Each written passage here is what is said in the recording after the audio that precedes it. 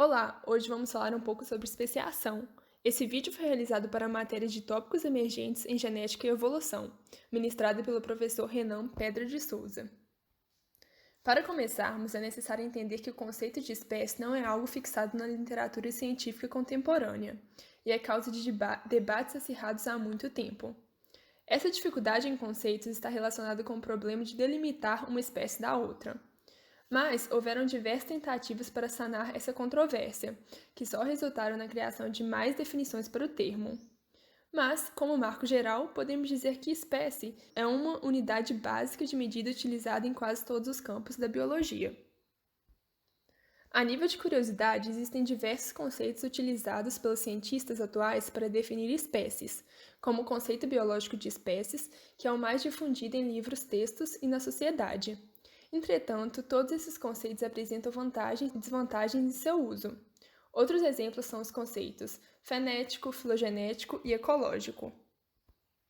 Mas o interessante é que, apesar de existirem esses diversos e complexos conceitos de espécies, quando falamos de um lobo-guará, por exemplo, só esse animal vem à sua cabeça, e não um ipê amarelo.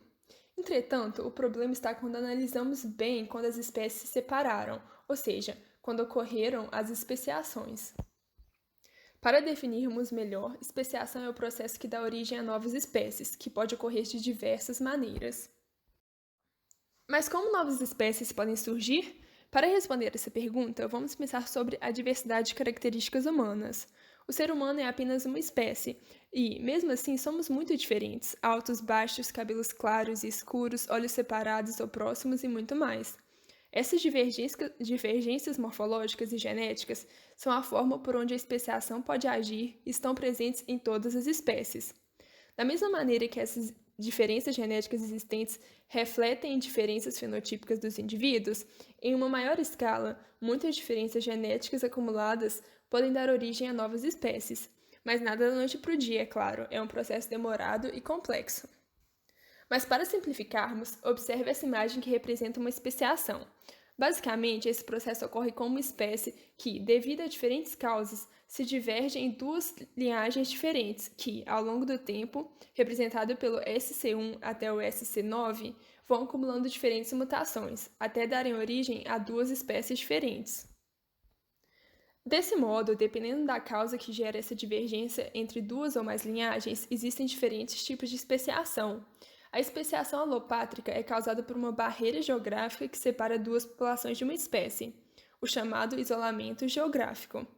Ela pode ser dividida em dois tipos: vicariante, que é gerada por um evento geográfico ou climático, como é o caso desse exemplo, no qual a formação de uma montanha dividiu uma espécie de passarinhos em duas populações que não se encontram e podem acumular diferenças genéticas até dar origem a duas espécies. O outro tipo de alopatria é a especiação peripátrica, que é definida pela especiação por meio da formação de populações periféricas isoladas, como é o caso dessa espécie de joaninhas, da qual uma parcela dessa população se dispersou para outro local, fundando uma nova população, que, ao longo da evolução, pode gerar outra espécie. Já a parapátrica acontece quando duas populações de uma mesma espécie diferenciam-se e ocupam áreas contíguas, mas ecologicamente distintas. Nesse caso, temos duas populações de plantas vivendo em uma mesma localidade, mas as áreas de menor altitude apresentam um solo contaminado, que está causando atraso na floração dessa população, fazendo com que a população 1 e a 2 não consigam se intercruzar. Por fim, na simpátrica, há especiação na mesma região, mas com as espécies apresentando hábitos diferentes que divergem em seus nichos. É o caso dessas abelhas, que inicialmente eram uma única espécie, mas, devido a preferências por flores distintas, essas populações pararam de cruzar entre elas, o que causou o acúmulo de diferenças genéticas, dando origem a duas espécies diferentes. Todas essas definições parecem muito complexas na teoria, mas quando vemos exemplos reais, entendemos como esses conceitos se aproximam da realidade. Por esse motivo, trouxemos esse artigo do pesquisador José Eustáquio, da UFMG. Nele é descrita uma nova espécie de abelha, chamada de Bombus baiensis, apresentada na imagem, que é aparentada a outra espécie já conhecida, a Bombus brasiliensis. Essa especiação foi descoberta por meio de análises de marcadores genéticos, como o citocromo B e o citocromo oxidase 1, genes do DNA mitocondrial.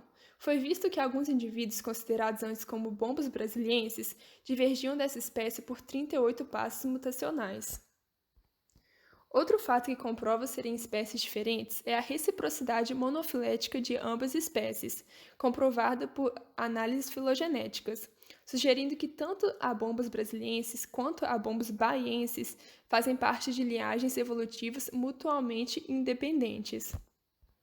Portanto, a partir dessas análises e de dados paleogeográficos feitos anteriormente, foi possível estabelecer que a bombos baienses provavelmente se especiou por vicariância durante o Pleistoceno, que foi um período seco e frio. Desse modo, essas abelhas se refugiaram em uma região de Mata Atlântica na atual Bahia, causando esse isolamento geográfico em relação às outras. Por fim, esperamos que tenham gostado do vídeo. Esse trabalho foi realizado pelas alunas Joana Moraes, Júlia Coelho e Maria Eugênia Reis.